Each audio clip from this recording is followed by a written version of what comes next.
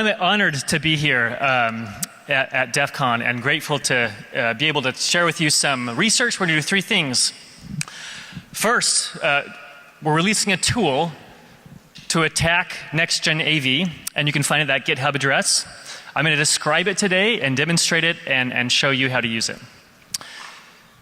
So first, let's set the stage.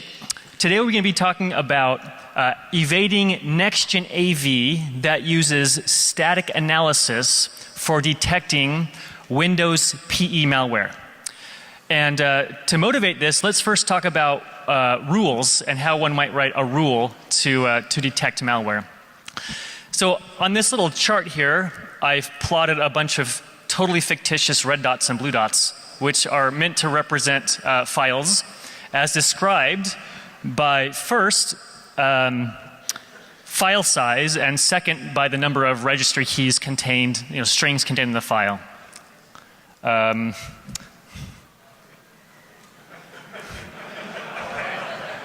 feature of this presentation.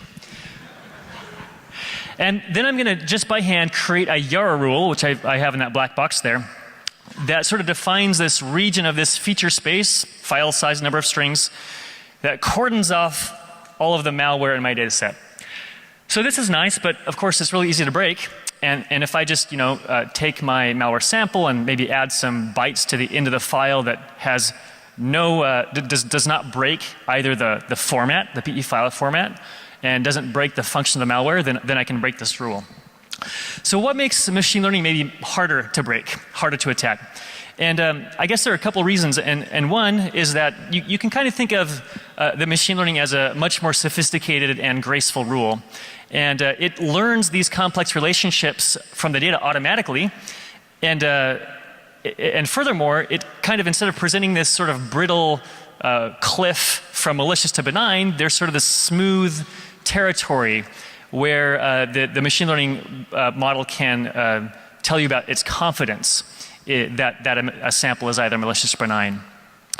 And this is important because this allows sort of a graceful degradation. If one modifies a malware sample, there's sort of this graceful fall off from malicious to benign. So that can make it hard. So can we break machine learning? Well, the short answer is yes, we can. But the idea for Windows PE is that we like to input a file that our model knows is malicious with high confidence and make a few subtle changes to the bytes on disk, modifying elements that don't break the PE file format or don't break the behavior of the malware, and then trick our model into thinking that's benign. So it's actually become quite fashionable to break machine learning in recent years. And this will be a constant reminder to keep me on my toes. Look at how fast I did that. If you haven't seen this image, this is a sort of famous in the image domain that one can take an image of a bus, for example, that image recognition computer vision model knows is a bus with high confidence, and change the pixels ever so slightly. And now, even though there's no difference to your eye, now the model thinks it's an ostrich with high confidence. And this is, fun for images, but there's kind of three takeaways, whether images or not, from this kind of adversarial machine learning research. And the first is that all machine learning models have blind spots. So next-gen AV buzzword, we do it at my company Endgame, they have blind spots. Number two is, depending on how much knowledge an attacker has about your model, they can actually be really convenient to exploit. And the talk we're doing today, the research I'm presenting to you today, is actually in the category of the least convenient, the most inconvenient spot for the attacker to attack. And sort of the third takeaway is a little scary, and that's that if I find for my model this sort of bus ostrich confusion example, there's a decent chance that it will also work against your model. So that an attacker doesn't really often need to attack your model in order to find some success rate of evasion against your model. And that keeps people up at night. All right, so that's for images. That's for images, for bus ostrich. The thing about this really how this works is that in those cases, there are two things. The attacker knows everything about your model. He sort of has the source code to the model. He knows the weights, he knows the parameters, and in fact, it has to be a special kind of model like deep learning and neural nets that are fully differentiable. And given that, for my image of a bus, I can actually ask the model, what would confuse you the most? Tell me which pixels I should change to confuse you the most. And it will happily give you an answer. And by changing those few pixels, the good news is by changing pixels, I have not broken what it means to be an image. But let's think about applying this now to PE malware. If I were to present some model with bytes from a malware sample and ask it what bytes or what feature should I change, and I change those bytes on disk, well, at worst, I've totally broken the PE file format, and at best, I've totally broken what the malware was intended to do. So two things: requires full knowledge. You have to know everything about a deep learning model, and the samples it generates are not necessarily malware, in fact, are not necessarily PE files. So a kind of cooler attack that's based on a black box, so it doesn't need to be deep learning, can be any sort of machine learning model that reports a score to you, has been investigated by my co-researchers at the University of Virginia.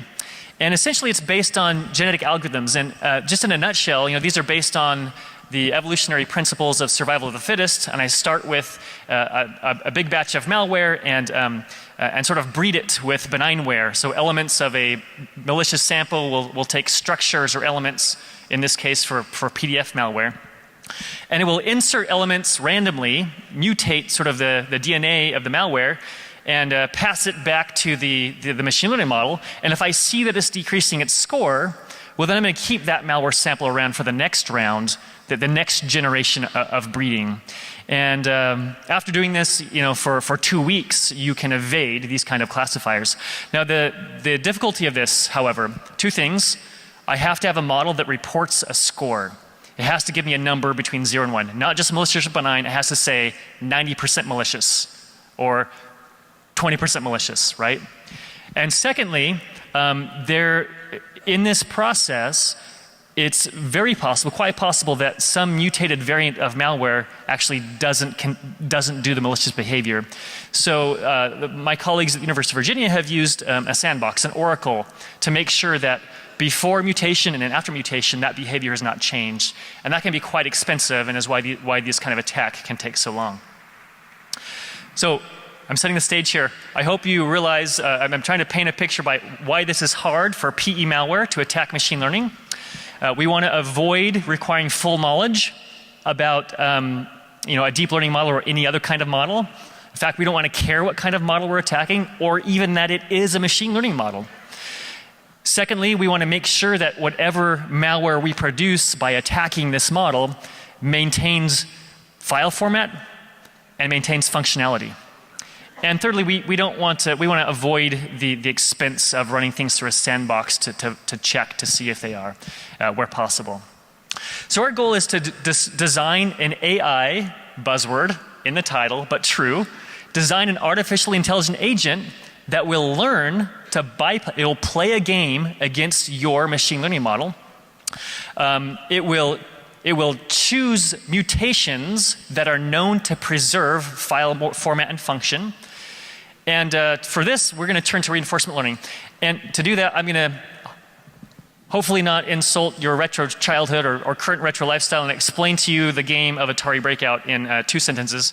So this is a game where you move a paddle left to right, and you hope to bounce a ball off your paddle and make it launch towards a brick. And every time you knock down a brick, you get reward for knocking down that brick, right? So how would I build an AI agent for this based on machine learning? Well, one way to do that has been done by the folks at OpenAI is to wrap it in so-called a reinforcement learning framework. And it's actually really simple. So I've got a screenshot from my environment that includes the display of the Atari output. It includes an ability to manipulate the paddle left or right or do nothing. And there's some scoring mechanism. It gives me a reward every time I knock down a brick. And then I train an agent on the bottom side. And here the agent learns through some sort of delayed feedback. So given a state of the environment, which is literally like a screenshot of Atari gameplay, where it supposedly can learn the position of the ball and of the bricks and of the paddle, it needs to choose the best action. Choose to go left or choose to go right. And based on that, eventually it may receive some sort of award for doing an action that resulted in a reward. So the basic idea here is that after playing thousands and thousands of games, then the agent can learn an answer to the question, what action is most useful given a screenshot from Atari gameplay.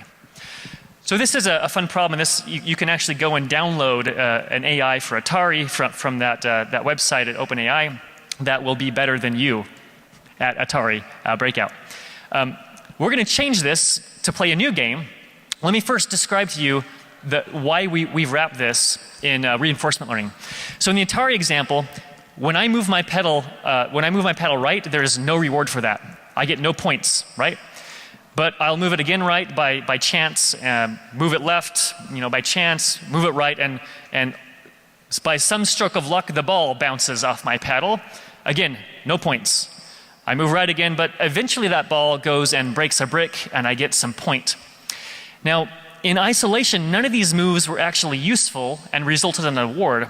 But because I got this sort of eventual reward for all of my moves, I'm going to distribute and I'm going to sort of reward that sequence of actions as having provided some kind of useful benefit.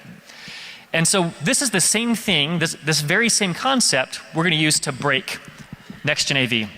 So here's the new game. Instead of a screenshot of Atari pixels, we'll have a malware sample. The scoring mechanism will be my Next-Gen AV. It will give me a score, instead of a score, it's going to say, yes, I believe you're malware, or no, I believe you're benignware. And the agent now will learn to select from a buffet of options that are known to preserve the file format and the function of the malware by manipulating statically the binary and disk. And by playing thousands and thousands of games, the hope is that the agent can sort of learn like basic ideas that given this kind of malware sample, I should add an import, or I should append to the overlay, or I should I should create a new entry point and use a trampoline to get to the old entry point. Things like that can sort of hide the presence of malicious activity by sort of creating camouflage in the binary.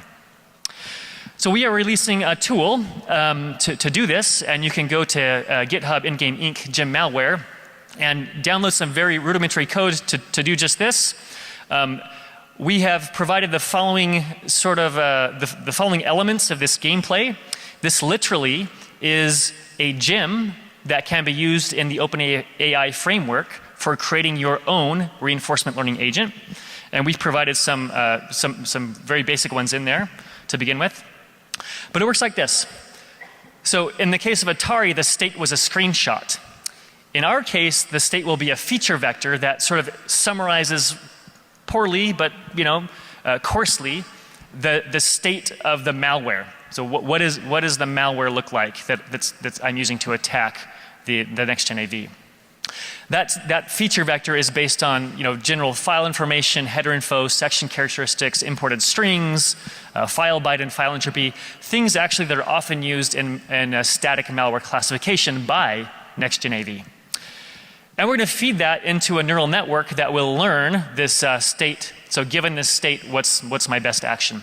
The actions that I can choose. Right now we've concluded just, our buffet has just a few options. I can create an entry point, create sections, I can add bytes in places that don't break the file format or functionality, or modify things that are not known. So, these idempotent operations of packing and unpacking that don't change the behavior of the malware, but change how it is presented to a malware classifier. And we're using the very cool tool called Leaf, the library to instrument executable formats by QuarkSlab. A shout out to them. And finally, we are also included in this repo is sort of a toy Next-Gen AV. It's a decent toy. It's worthwhile to attack and see how it performs. The key here is that this game doesn't care what you put in that black box. It could be our toy model. You could rip it out, put in your own Next-Gen AV model. It could be a traditional antivirus engine or whatever. At the end of the day, you just have to retrofit it so that it will report a 0 or a 1. 1 for malicious, 0 for benign. All right, so let me just demonstrate how this worked on some samples here. But first, just to drive home how hard this is, you know, the agent has a very incomplete state of the world. The malware, he inspects it through a feature vector that is noisy and not at all perfect. His actions are stochastic in nature. So for like Atari gameplay, I can say move right, but I don't know how far the paddle is going to move right. There's a similar thing here. I'll say add an import, but it's going to choose randomly from a list of known benign imports. So there's this random nature. And furthermore, I know nothing about the model I'm attacking. So this might be a little bit like you trying to solve you know, a maze or traverse a maze without a map and wearing kaleidoscope glasses and while intoxicated, which I probably describes a lot of your day jobs. I don't know, but this is a really, really difficult problem. Nevertheless, we hope that we can learn. So you probably can't see this. I'm going to just whoa. I can hardly see that. So what I'm showing here is just the output and 2 examples. At first, the model is just totally guessing at random and getting nowhere. And after I wait for several minutes, the model, through his exploration process, catches a lucky break. And he creates a new entry point which evades the machine learning model on that malware sample. And he updates how he learns to evade that model. And by getting lucky enough, many, many times over tens of thousands of games, then, you know, with this sort of rudimentary model that we put in place, we can begin to learn to break next-gen AV. So here are the results.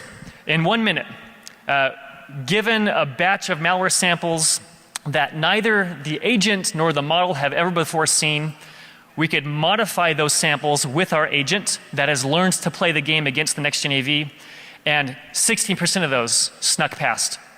Furthermore, do you remember how I don't necessarily have to attack your model to bypass a different model? We uploaded those samples to VirusTotal, both the pre-modification and the post-modification. Pre-modification, 35 out of 62 caught those samples. After our agent got a hold of them, there were 10 additional antivirus engines that whiffed on those malware samples. So that's pretty cool. We also ran sort of random mutations. We want to make sure our agent was learning something and not just getting lucky all the time. So we did the lucky experiment, and you know, it turns out lucky is pretty good too. But the agent's about 50% better than lucky. All right, we're done. The summary is this. You can go to GitHub, in-game Inc., Jim Malware, and try this game for yourself. No knowledge of the target model is needed. We'll manipulate raw binaries and produce new binaries this world has never seen, some fraction of which may evade your machine learning model. I hope that people will contribute and make it better. We use these things at in-game to help harden our models. Stepping back a moment, it turns out that machine learning is actually fairly robust. Even under direct attack, the machine learning models warded off most of these attacks. Nevertheless, all models have blind spots, so don't buy in to the hype. And with that, thank you.